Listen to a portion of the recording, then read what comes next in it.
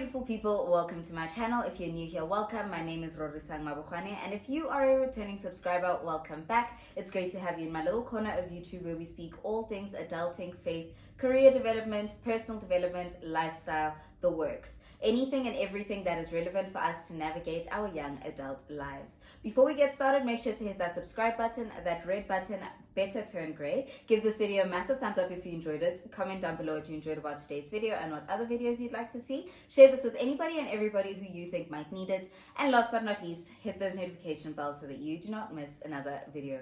So without wasting any more time, let us get straight into today's video. So we're back again with another segment of our Vlogtober career series. And listen, like I said, I am bringing you guys the best of the best. Guys, I am bringing you guys people who I trust with my life.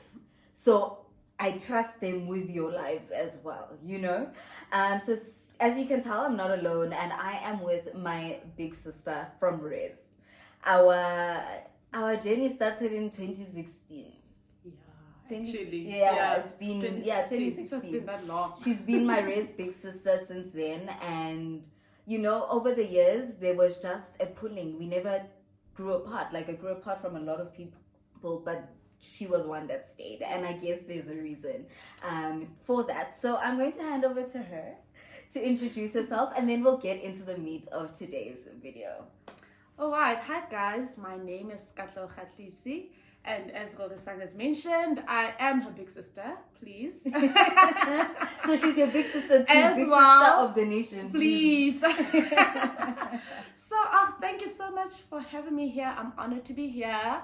So a little bit about myself. I am a qualified financial planner, so I'm registered with the FPI, which is the Financial Planning Institute, so CFP by designation.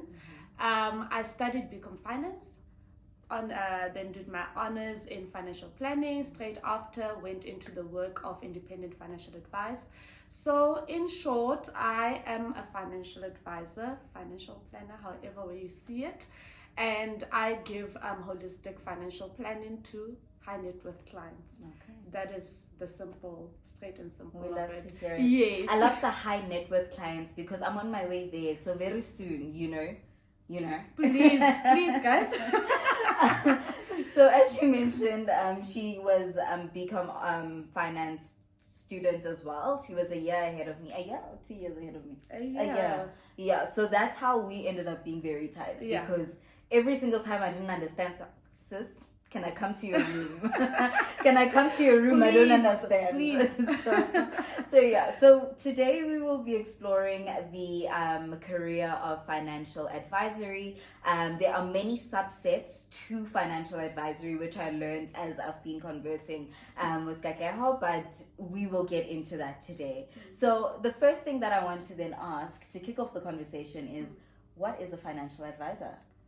Sure, I'm gonna give a very long answer to this. Listen, we have time to this simple question. Okay. All right. So the study of financial planning or financial advising rather is broken up into different segments, right? You would remember from financial planning, you have your retirement planning, you have your estate planning, you have your tax planning.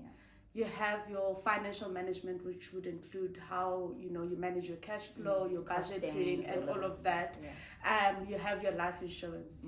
So, as a financial advisor, you're basically selling advice. Okay. A person comes, sits in front of you, tells you, okay, this is what's happening.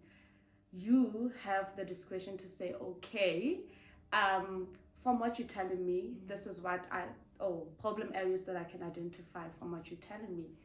So you can either be a financial advisor in all those studies that I gave you, or you can be choose to specialize exactly in one or more of those. As a financial planner or wealth manager, you would most certainly be qualified to do everything. Okay. Financial advisors would be then maybe, let's say, they can sell you life policies or they can sell you investment products. It really depends. Okay. So also under the umbrella of financial advising, we have different types of financial advisors. you will get your tied broker or tied advisor, tied agent. Those are your financial advisors that would work in institutions like banks, life insurance houses. I don't want to mention names, but Of course, I hope yes, you guys get it. So what those advisors would do would just have a mandate to sell that company's products. Okay. So they will sit in front of you, okay, Rori, it seems like you need a retirement annuity, but the only retirement annuity you will get will be from this bank. Okay. It ends there. Okay. Then you have your independent financial advisors, which is me, Yes. okay? Your independent financial advisors are mandated to sell you whatever product. Okay. So regardless of the institution, it doesn't matter. So I would work in my company, and we would have different contracts with as many institutions as we can. So investment houses, life insurance companies, banks we don't do, because banks have their own. So we would do our due diligence to say, okay, this company seems to be doing the right thing, let's go with them, let's go with with this company. So we will look at all those types of things. Okay. Also, so that's financial advising, the umbrella financial advising. A wealth manager then would have the mandate, basically, like I said, to sell you anything. Yes. So they can look after your estate planning, which is, I think, the core of your financial advice or your financial plan, rather. So they will do all the intricate work that goes into your financial planning. Okay. So as a wealth manager or a financial planner, someone who is mandated to do everything, you get very involved with your clients. So, which is good. I think it's a nice personal touch. It really is, yeah. And it builds trust. To be quite honest, just yesterday I was running around at a police station getting a form filled out for a client. So that's a wealth manager. That's your financial planner in the strict term. Okay. Your financial advisors would just be, oh, hi, I need this, and they would give it to you, and that's it. And it ends there. Okay. So long and short of it, that's a financial advisor. Okay. Yeah. And just to clarify, so Katleho falls under the umbrella of wealth management. Yeah. Hence, she mentioned, the high net worth clients and so forth. So she is then able to provide advice on all this basic subsets, rather, if I should say, of financial advice. Exactly. And that's why she's able to get super involved with her clients' lives like that. So you will see her profile as wealth manager, but in order to get there, she had to pass through the Yay! It's not difficult, but yes, you have to pass through quite a number of things, to be quite honest. Okay. Yeah. No.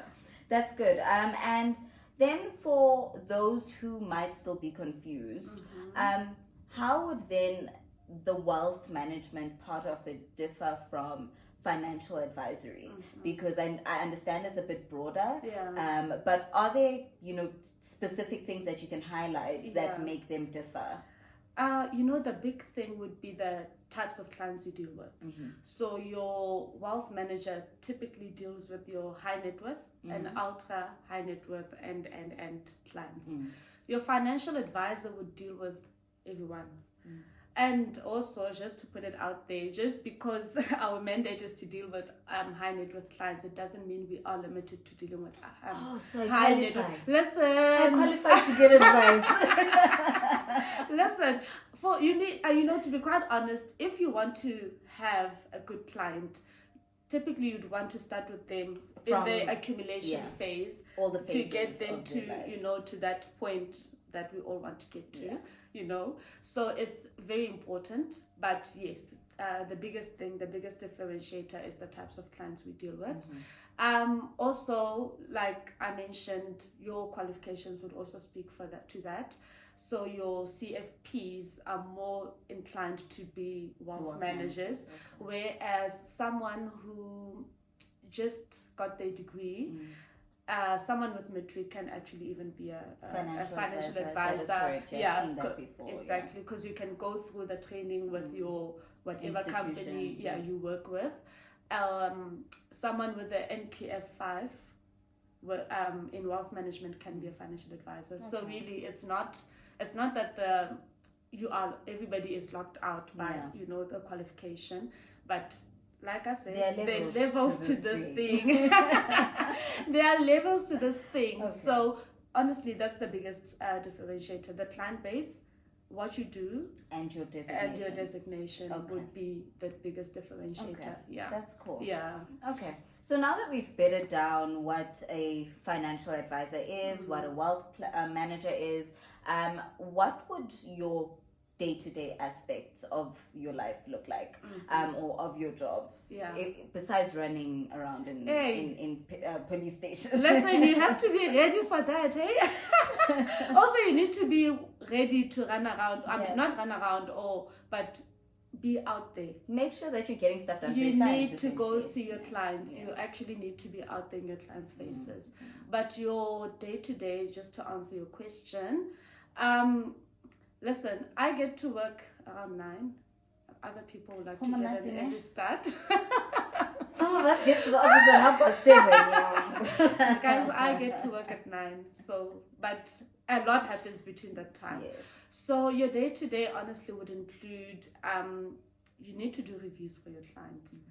So that takes time, but usually that's done by the back office. But a review means you need to go see your client. Okay. To say, okay, Rori, we have 1, 2, 3 in place for you.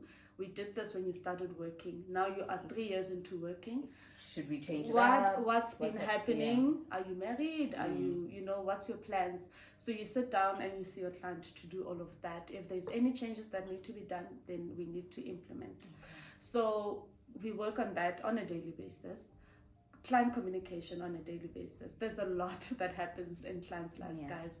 People are putting money away, people are taking money away, people are immigrating, people are changing jobs, people are losing jobs. True. So there's always activity. Exactly. Parts, there's always activity. So every day it's basically just dealing with that, managing clients' expectations, picking up the phone when the client calls, because also, like I said, as a financial planner, you get very involved in the client's lives.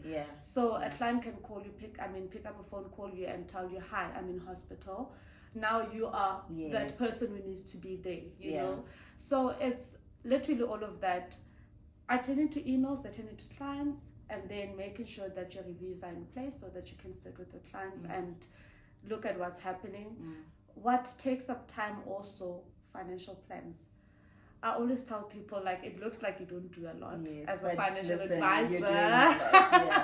But for you to go sit and analyze a client's situation based on the information they gave you, and to see what kind of products would be suitable for them and their situation.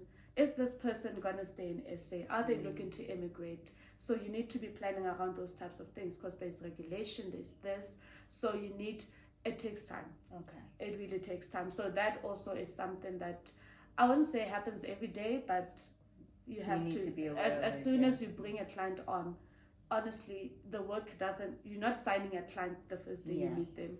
It's a continuous.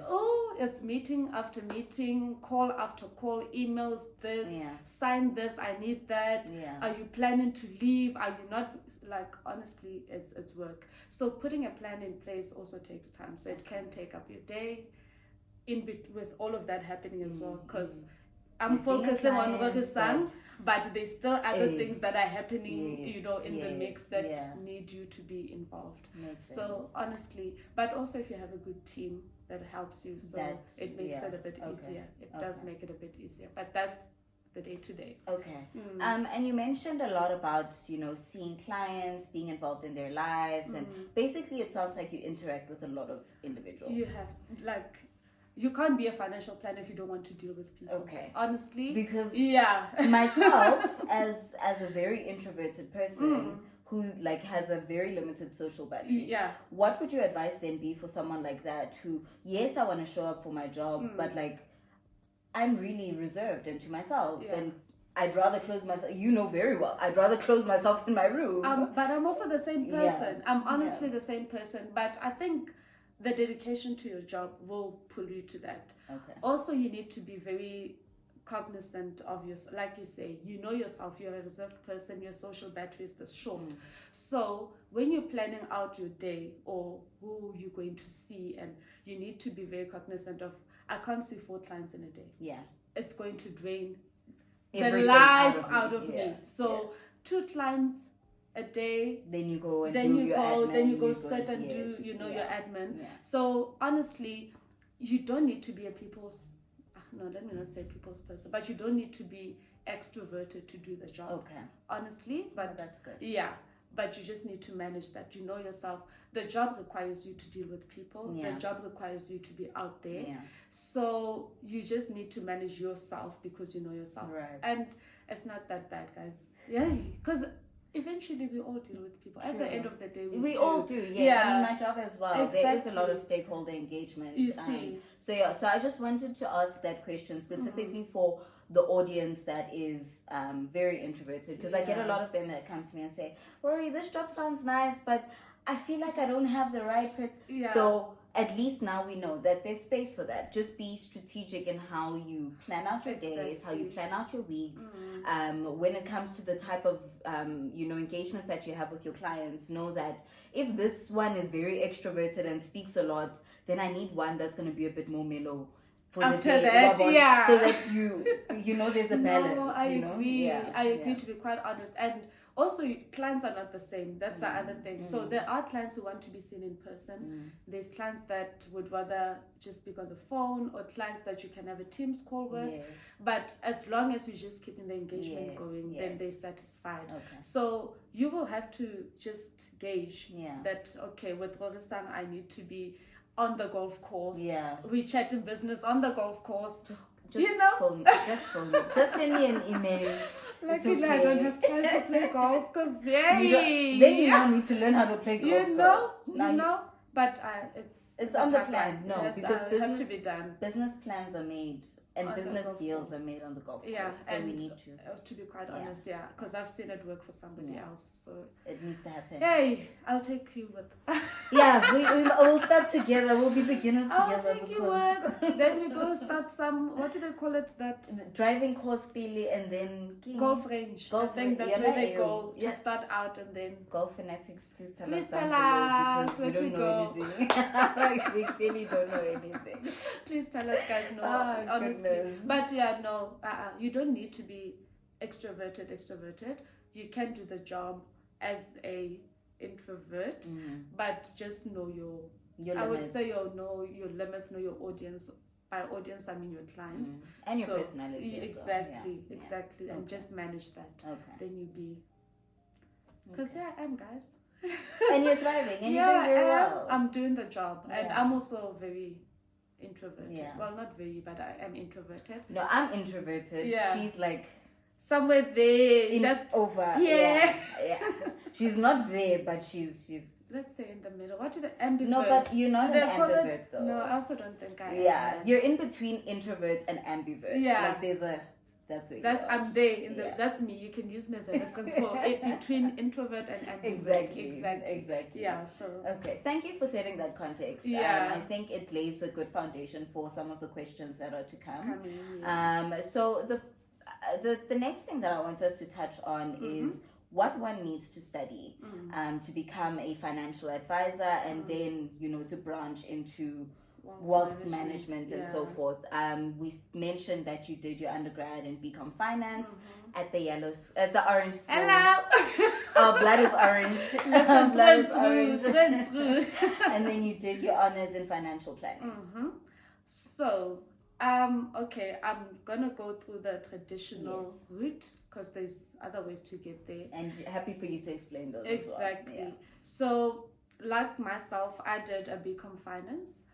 At other institutions, I think they do have an undergrad in financial planning. Okay. So places like your Nelson Mandela University, they have that. So you can go straight into that, then do the honors in that. So for us, BCom Finance, you do your honors in financial planning. I've seen people who did honors in investment management and then get their CFP. Yeah. So honestly, like I said, I'm just going to speak about my experience, and then I'll touch on, other different ways of getting there. And then from your honors, you need to work for 3 years. Okay. So 3 years can either be an intern, an administrator, a paraplanner. I'm just trying to think.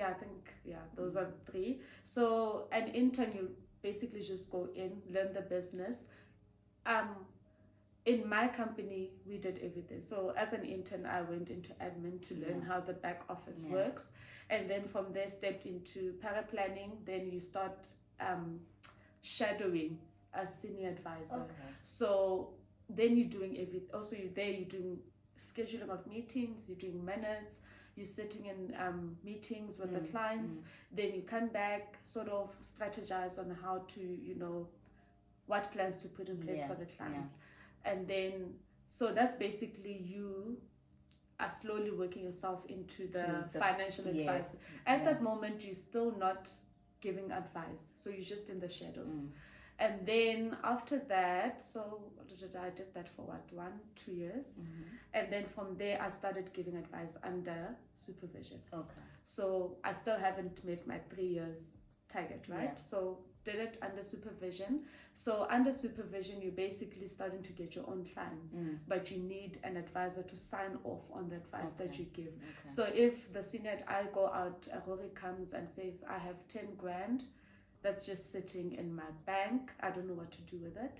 I come and say, oh, Rori-san, let's put it in a retirement annuity.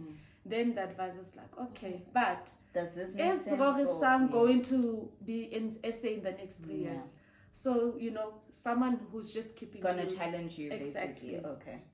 That's what happens. Then after that, you have your 3 years working experience. You can start writing your CFP board exam. So you have to wait 3 years or work those 3 years and then do your CFP. Then you do a CFP board. Oh, that's rather how you did it. I did it 2 years in. Okay. But I still had to wait a year before I got my designation. I see. That's just the name of the game.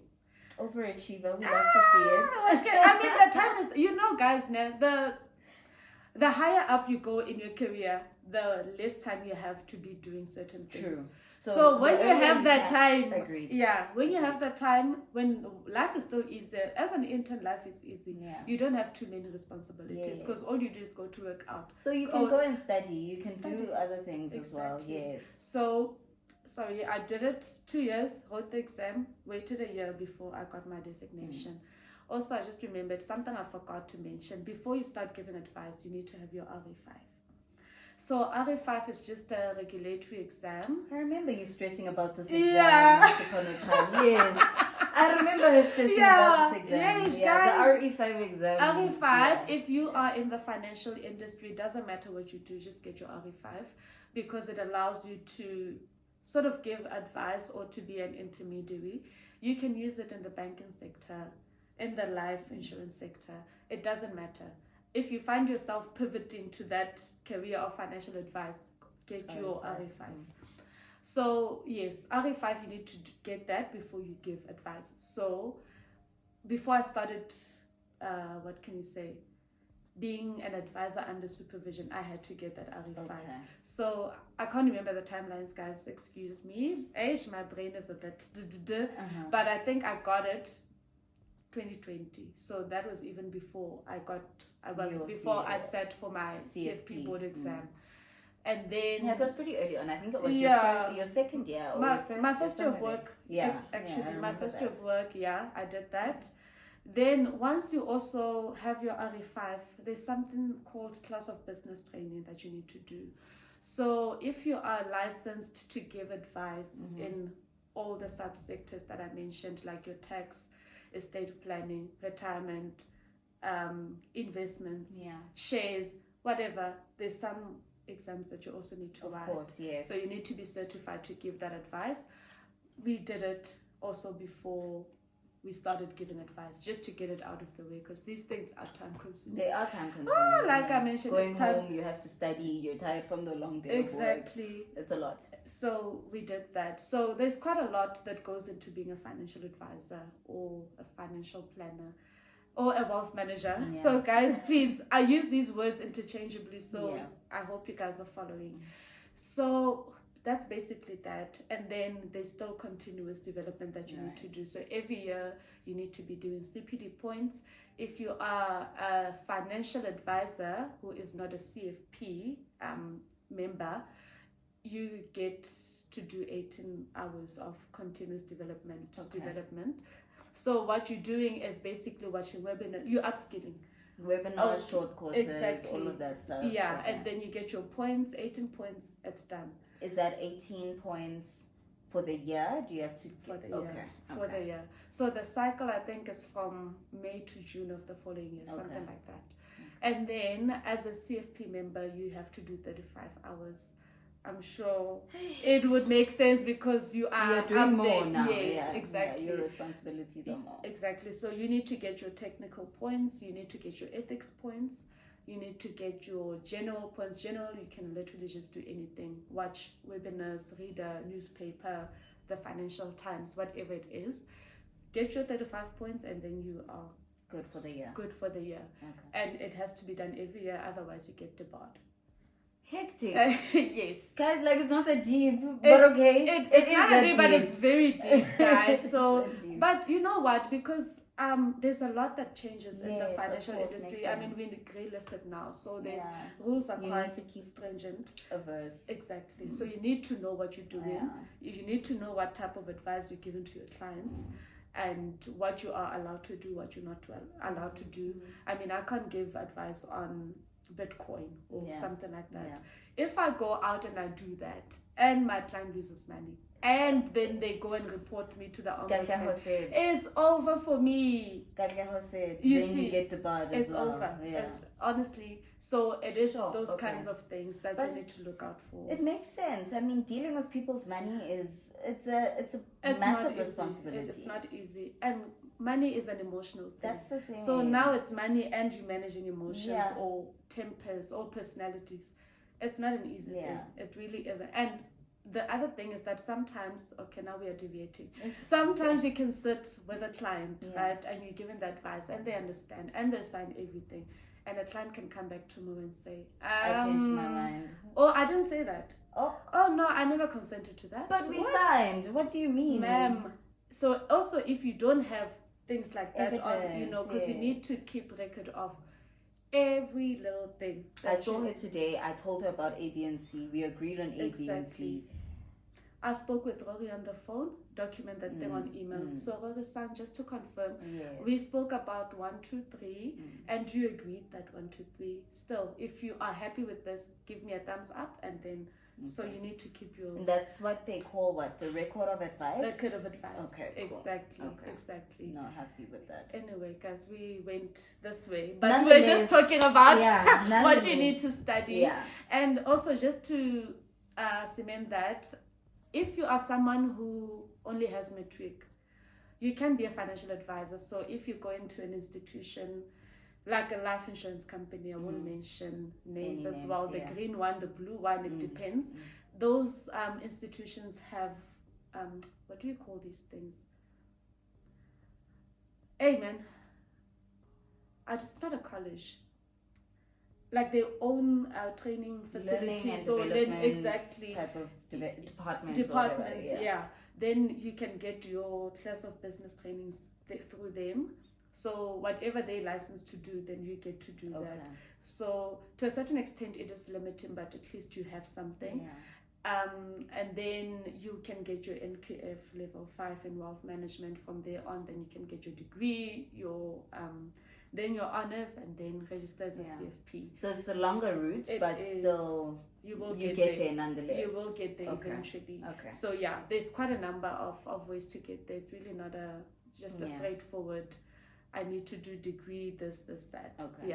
And is your CFP the only designation that one could consider if they want to be a financial advisor / wealth manager, whatever? Or are there more that one can consider? There's the FSA, I think it is a financial services advisor or something like that. I stand to be corrected, but I know it is the FSA designation. It is for financial advisors in the less strict terms, Because like I said, with the CFP, you are more holistic. So you are doing literally everything. Yeah. And as a financial advisor, you basically just doing 1 or 2 or 3, and it ends there. Yeah. So you can get your FSA designation. For that, you need to be working for 2 years. Okay. Just 2 years work experience. You still need the same qualifications. So your undergrad and your postgrad in financial planning or investment planning. I've seen people in economics as well. Oh, nice. Who, Okay. sort of take that route. So basically an NQF level 8. Okay. Then you can do what go you up there. want. Exactly. Yeah, But also, guys, please be cognizant. It must be honest within the financial services look space. towards your BComs, Yes. look towards things that are commerce related. Exactly. And then you can just go into it. Okay. Yeah. No, that's good. That's interesting. There's clearly a lot of learning that takes place, and it happens. I mean, we always speak on this channel about continuous learning, continuous development, continuous upskilling, and even your journey is testament to that. Exactly. That there's always something that you need to make sure you are learning. Always something that you need to make sure you're marketable. Always something that you need to do a course or your CDP points or whatever the case might be. There's always something that you're learning in order for you not just to better yourself at work, but also in this regard to keep those points in order for you to continue giving that advice. Exactly. So sometimes I usually use upskilling very loosely to say it's just for you, and it's just for you to, in this context, it's more important. It is for you, but also it's for you to keep your designation / your job. Exactly. Because you lose your designation. Hey, and to get back is not easy once you've been debarred. Also, like, you're not employable. You can get somewhere. Your profile just doesn't look that good. It doesn't look as good as So guys, don't get debarred. Just do what you need to do. Yes, I mean, do what you need to do. Yeah. You know what you have to do as an advisor. Usually, your companies will hold you accountable, which is where you work. Because thing is, if you're not up to scratch, then it's them also who will get fined or one of those things. But compliance in your companies will definitely keep you accountable. Like hi Rori, 5 weeks to go deadline of CPD, you know. Exactly. Exactly. So they will do that as well. Okay, now there are a lot of questions that we answered together here.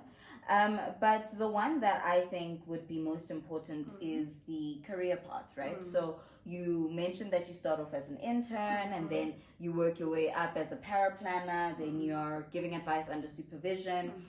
After that, what does it look like? After that, basically, you just need to be growing a client base. Okay. Your bread is your client base, guys. I would be so stressed. Your bottom line is a client base. Okay. So once I used to say to someone, I feel like once you get to the point where you're giving advice on your own, you've sort of reached the ceiling. Okay. Right? Not in a bad way. Not that, after this, what am I doing? From there on, then you need to be growing your book. Okay. So you're growing your client base.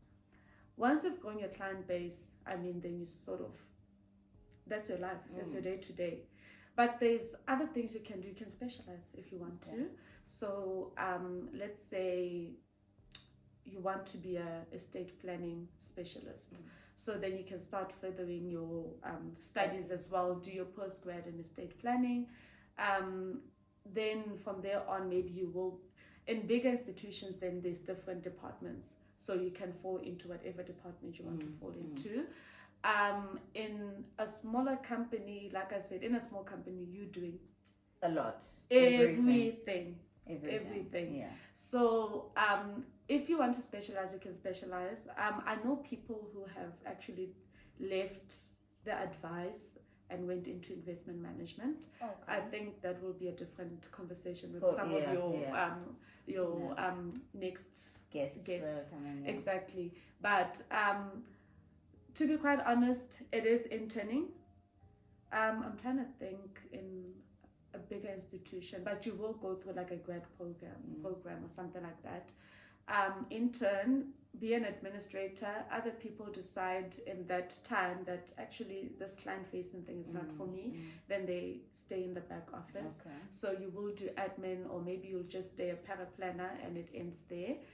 Once you go client-facing, you have reached what you have to be doing, and that's it. Okay. So from there, you are building. Okay. You are building because, like I said, the more clients or the higher your assets under management with the clients is, the more money you're making. Okay. So No, that's that's interesting. Okay. That's And the gist of it. and where can you then work with, or if you're trying to become a financial advisor? So you can work in your life houses. So you can start by maybe selling Life insurance, policies, life policies, dead disease, exactly. dread disease, all of those Covers, things. exactly. You're right. Or other people then end up being broker consultants. So they will come up in that life insurance path. Then once you become a broker consultant, then you are the specialist that sells this product to independent financial advisors. So you would go to someone like me and you say, okay, at the Blue Life Insurance. There aren't that many guys. That's difficult because we don't want to say people's names out here. So the Blue Life Insurance, we have this new product that we're putting out into the market. This is how it works. We think it might fit your clients. Then us as independent advisors then do the due diligence to say, okay, let's go take a look at, does this fit really into, because we know our clients, right? So then you do that, go out and put it out there into your client base. Or if you speak to someone and it clicks that, oh, by the way, somebody came to me, spoke about this, you can pick up the phone. Exactly. So you can either do that. Otherwise, you can work in a bank, go through the grad programs. Other people go directly as financial advisors. They work themselves up into private financial advising, then private wealth. And then once you're in private wealth, I think then you start making the big bucks. You don't want to go anywhere. You stay there. And so that's more like in your banks. In the independent space, it's very unorthodox. So each practice would have their own way of doing things. Okay. So in my instance, like I said, I went in as an intern. I did admin for like 6 to 12 months. Now I can't remember, I'm trying to think. But when you're doing admin, guys, when your advisor comes and sits in front of you and says and says to you, okay, this is what I'm advising you to do. Spanbadi will send you the forms to complete. That's admin. So we will do the forms, send them to the client to sign, submit them to whatever institution it is that needs to be submitted. We are doing the follow-ups there at the back. Hi. It's been 2 days. It's been 2 days. What's happening? We haven't seen any feedback. So that's what admin does. And your admin plays That's a lot of work. Admin plays a crucial role, guys, because then you don't need to be chasing the product providers. You can focus your energy on your clients. I see. Then let them do that. If there's an issue, then they can come to you and say, listen, we've been following up with these people They're for not like 2 weeks. We're not getting any progress. Then you step in. Then usually when financial advisors start calling institutions, they sort of panic because you have the discretion to say, you know what, I'm no longer doing business with ABC. I'm moving I to will someone use else. it. So then they start coming to the party. But that's what we don't want to admin get does. there. Oh no, we don't want to please. get there. So that's what admin does. Paraplanning, I mentioned very briefly, but you are basically shadowing an advisor. Everywhere the advisor goes, you are there. You know exactly what is happening in that advisor's diary. You're sitting in meetings. You're doing meeting notes, record of advice, same thing. You are sort of also coming up with the financial plans. So there's many tools out there. So it depends where you work. But there will be tools that you can use to do these kinds of financial plans, like your Elite Wealth or Portfolio Link or so forth. So man, that's literally that's pretty much what you do. Okay. Yeah. Okay. No, that's cool. That's interesting. I think the work is actually more broader than I thought. Exactly. Because I just think it's people selling us policies and like, dude, you're just trying to take more of my money. Yes, that's a financial advisor in the loose term, guys. It's not your wealth managers or your financial planner. Because if someone starts using the term financial planner or wealth manager, then you need to start questioning their credentials. Usually those people will be CFP accredited. If not, then it's your tied agents, those ones that are selling you policies, calling you 5 times a day to say, hi, financial funeral cover this, life insurance this. Those are your financial advisors or tied agents in the loose term. Okay. But yeah. Okay, no, that makes sense. Thanks for clarifying that. Because, hey, we see these calls come in, then we keep getting them, guys. We are all getting them. But a trick is to just tell them you are also a financial advisor. Then they leave you alone. Yes, okay. I'm going to start using them. No, you should. To be quite honest, they call you and they say, hi, I'm selling this. Oh, sorry, I'm a financial advisor myself. I've sorted myself and then out. Trust me, it works. If it doesn't work, then you did something wrong. Then they end that call expeditiously. Immediately. It ends there. Wow. Yeah, to be quite, it works. Okay. No, that's good. I'm taking that advice. Because while we get harassed, guys, every day. We get harassed. Every day. No, that's good. That's cool. And now that we've spoken about basically that career path, what does then that salary range look like? I'm not sure if you'd be able to break it down for us per, the different phases. But you don't need to give set numbers, but just a range, so that people can understand if this is a career path that they're choosing, then this is what you can prepare yourself for. Exactly. Oh, okay. So as an intern, you're not making a lot of money, guys. So please, you're gonna sit in a fancy office. And at least you can take content. Yay! You will sit in a fancy office and you will look nice every day, but it's not a great salary. But I mean, as an intern, you're gonna be making anything between, I'm just trying to think when I started working, which is like 2020, you'll be making anything between like 12,000 Rand to 15, somewhere there, that range. Maybe now it might be a bit higher, because of inflation and those kinds of things. And then when you start paraplanning, the salary will go up. Okay. Also, the more educated you are, the more room you have to negotiate. That's good. So when you start getting your RE5s, your CFPs, your FSAs, you can negotiate to say, but guys, listen, now I'm hot property. Hey, I'm hot property, then the salary will go up. Okay. As an advisor, it depends. So you're either going to be salaried, part salaried, and then commission. Okay. Others are fully commissioned. Yeah. The fully commissioned part stresses me out. That's why I was just like, financial, I'm good, thanks. Bye. I'm good, thanks. Listen, if you shouldn't go full commission if you have a small client base. Okay. Makes sense, of course. Please. Like, if you have any room to negotiate, don't do it. Because, it's not giving. You'll go hungry. There are some dry months where nobody has signed anything on. That's the thing. It's difficult. Or you have a pipeline that you are working, and other clients need convince. Like I said, you don't conclude business in one meeting. Yes. So you will go and see the client and see before you sign that thing. Yes. Others, it's easy. First meeting, second meeting, we're already signing, done. Yeah. But also to get the business on the books, it's something that can take time, because you will, get kickbacks from the provider. Oh, we need 1, 2, 3. Have to go back to the client. Hi, we need 1, 2, 3.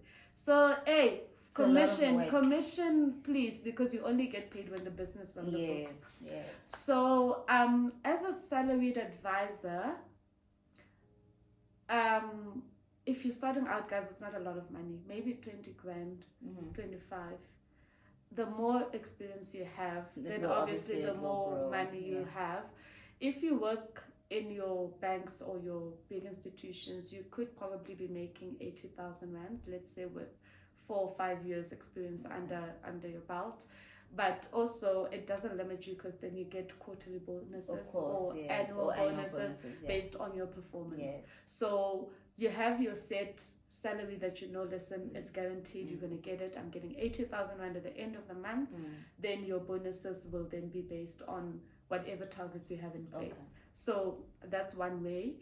Another way, you will have a basic pay and then commission addition. right? Yeah. So maybe your basic pay is 20 grand, and then your commission, anything above that, anything that you are making over and above that 20 grand is your commission. Okay.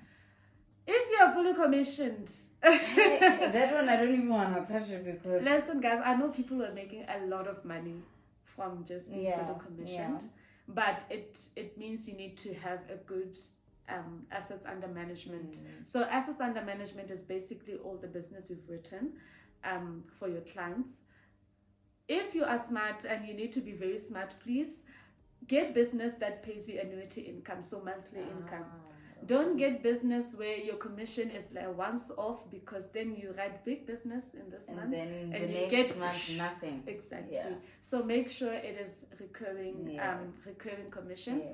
And another thing, life insurance would definitely be a once-off commission. With other providers, you can make it a recurring commission, but your life insurance commission, guys, make sure that that's a bonus. Treat it as a bonus. Don't look at it as something that's going to come all the time, unless if your job is to sell life insurance products. So like I said, fully commissioned, do it when you have a good asset base. I myself, I'm not fully commissioned, so I do have a basic pay and then the commission. Exactly. So So I think if you're being safe from a financial planning point of view, I'm not a financial planner. Please don't say Rori said. If you are, you have a basic pay and then you have commission above and beyond that, just make sure that your monthly expenses and whatever are in that basic pay. Exactly. Because your commission is not guaranteed every month. It is not guaranteed. Like I said, if you're getting annuity income, then you're good. You can sort of predict where your commission is going. Okay. And then obviously, like I said, the more clients you have, the more assets under management you have, then the more money you can make. Okay. Things happen, guys. People also die, and then people leave because for whatever reason, I met Rorisang at a convention and I liked her, so I'm going to move my business to Rorisang. So those kinds of things happen.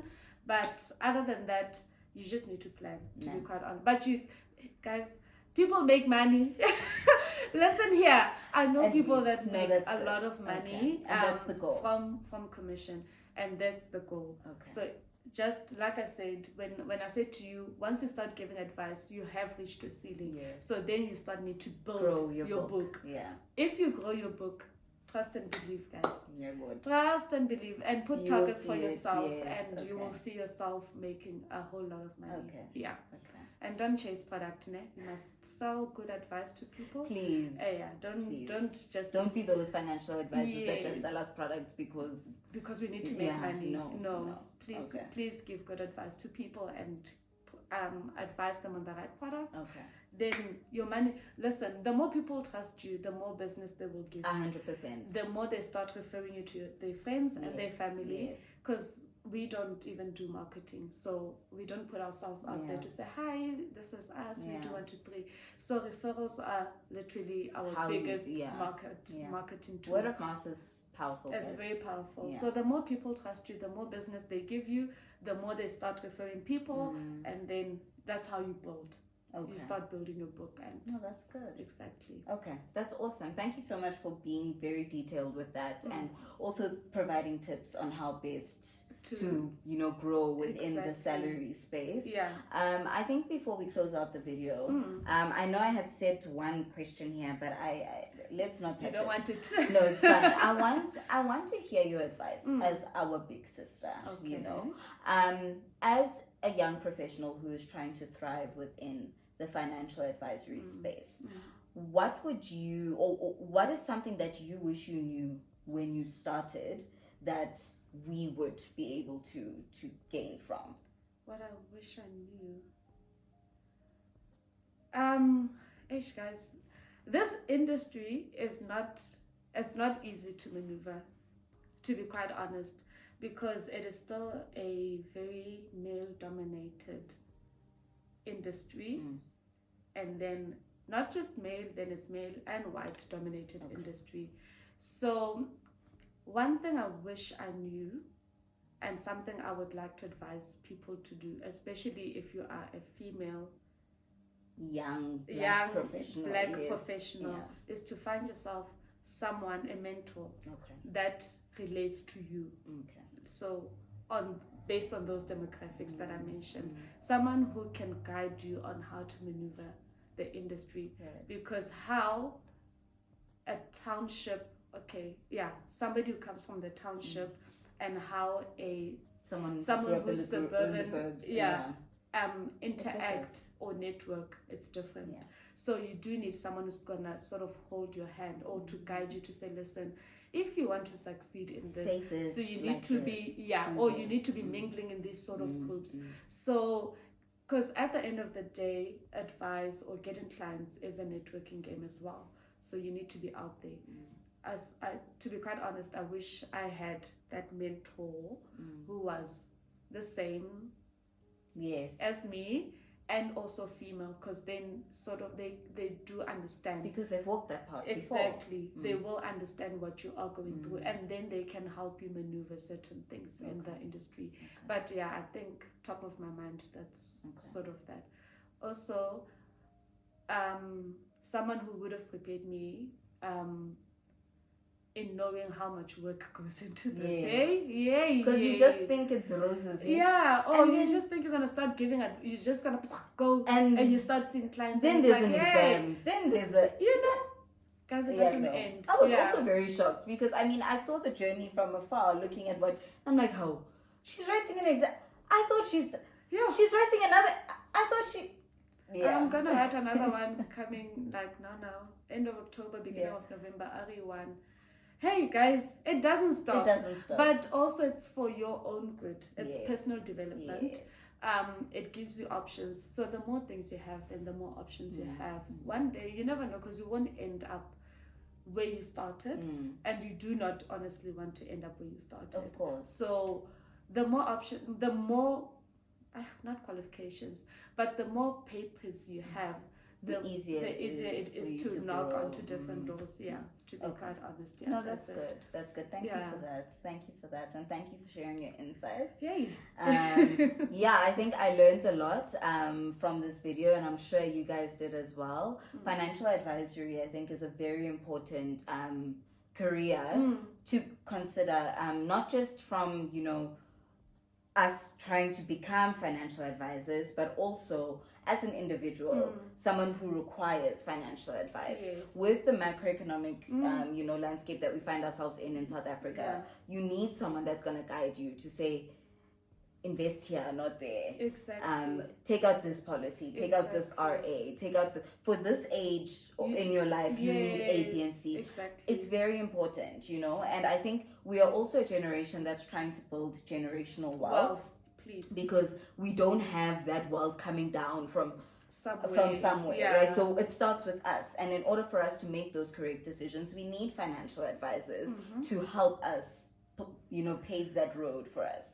So it's very important. Sorry, no. I need to say, your young people actually like to DIY. I must tell you, people who come to get advice are sort of your middle-aged to your older generation. Young people like to DIY, guys, but I always say a doctor doesn't heal themselves. So you're not the first person to say that on this channel. The way you see things is not the way a second set of eyes will see things. Also, we are emotional with our own finances. Exactly. And I say that because I know with myself. I am a financial planner, but to a certain extent, when it comes to myself, I'm not as there's certain things where you still need someone to but I don't do that. You shouldn't be doing that. So you can't do everything yourself, because the work that goes into putting a plan into place takes its research, its information, is just due diligence, of which to a certain extent you can't do as an individual, because you don't know that much as well, right? You get me.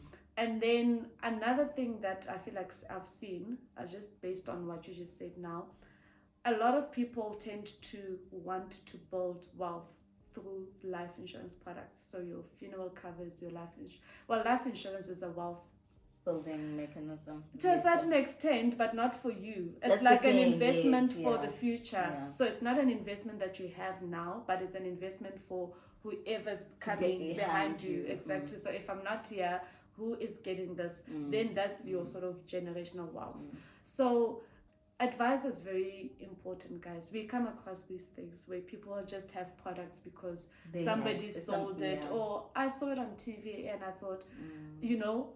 So as a belief, I'm asking very nicely, advice is not for rich people. I know I said high net worth clients, but our services are not limited to high net worth clients. So if you are in your accumulation phase, you just started working, you making money, and you have money just, you know, lying around, or disposable income, come seek advice. Can they reach out to you? Definitely. Can I put your LinkedIn profile on? Okay. On so the yeah, link, so I'll put her LinkedIn profile under the video as well, and just send her a DM, and you know she'll be able to then contact you and assist you and advise you in the right way, because it is important, guys. It's very important. Especially because we're chasing that financial freedom. We're chasing and we don't know what to do. There's only so much YouTube can teach us. There's only so much Google can teach us. Exactly. We need someone physically to say, hey, I've reviewed your profile, I've reviewed, you know, your budget and whatever. Exactly. This is where I think you need to go. This is where I think this is where we need to focus before we get you to where we want to get you. So those types of things. Okay. Yeah. Awesome. So you guys better be reaching out. We are building her book. We are building my book, guys. We're building her book. But thank you so much, sis, for coming through. You. I really appreciate it. Thank you very much. Appreciate the insights. I think not just for me, but for the viewers as well. Exactly. It means the world to me for you to take out from your busy schedule time. We planned this over 2 months ago, by the way. No, honestly. Yeah, we had to put this in the diary over 2 months ago. Just putting it out there, because it's not as easy to get somebody to sit down. Hey, no, it's not. No, it's not because life happens. There's too much that goes on. Yeah, and also, like I said at the beginning, I bring you people that I trust. And I'm not gonna just bring someone on here that I don't know as well. That I can't say, listen, I will stand on the train track and look at the train coming. You know what I mean? I'm so not doing that, yeah. So. Love you or not, but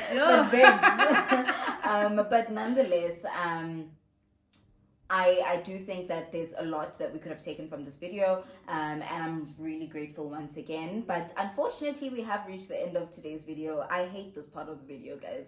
I hate saying goodbye. We could talk for hours.